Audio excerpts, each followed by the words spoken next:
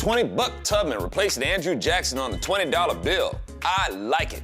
Unlike Donald Trump, who wasn't exactly in favor of it. I thought Trump was supposed to make wise decisions about money.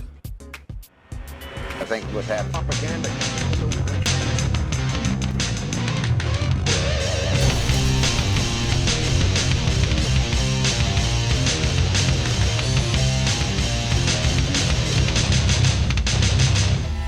Once again, this is another one of those examples of how Republicans sabotage themselves by one, not knowing who they are, and not knowing when Democrats are giving them the opportunity to use their own narrative against them. Harriet Tubman represents what the Republican Party was founded on. She represents the war against the oppressive ideals of the Democrat Party. She represents the abolitionist objectives that the Republican Party was founded on. She represents the suffragist movement that the Republican Party was allied with. She was a gun-carrying, God-fearing Christian woman. And you got some so-called Republicans rejecting her and defending the Democrat, Andrew Jackson, to stay on the $20 bill. Are you insane?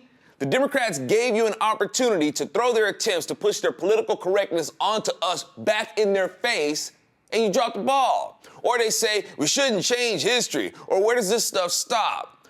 Andrew Jackson's history was never written on the $20 bill, y'all. And for people who want to see racism go away so bad, why do you cling so hard to the history of it? Some of you Republicans are as bad as Democrats. Democrats want to bring up racist history all the time, and some Republicans want to cling to racist history, which spoils it for the rest of us. Republicans who defend Andrew Jackson, the Democrat, are many of the same Republicans who defend the Confederate flag made by the Democrat Party and want to wave around the flag made by the Democrats who wanted to kill Republicans. That doesn't at all sound like the common sense Republicans boast about. The liberals will try to bring up the nonsense of the party switching sides, or that the party switched ideologies, or that the Democrats were conservatives back then. Please grab a copy of my audiobook to help you to respond with that. Harriet Tubman has been an inspiration in my work. Her work has been to free people from chains. I'm trying to unshackle people from their brain chains. Harriet said, I freed 1,000 slaves. I would have freed 1,000 more if they knew they were slaves.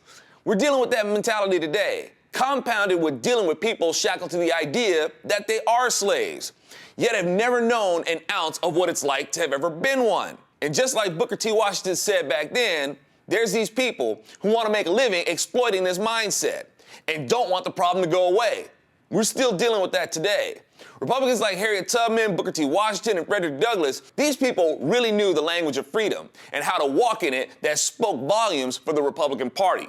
In light of them, how did we end up with Donald Trump being a spokesman for the Republican Party? It's a rhetorical question, y'all. I'm Alfonso Rachel with ZoNation, and considering the weakening trend of our dollar, it needs a symbol of strength on it, maybe to inspire some recovery. Because the dollar isn't really a note that represents the treasure that's supposed to be backing it.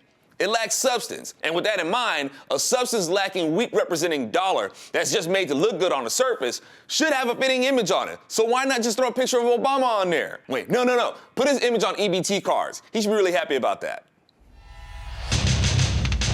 Are you insane?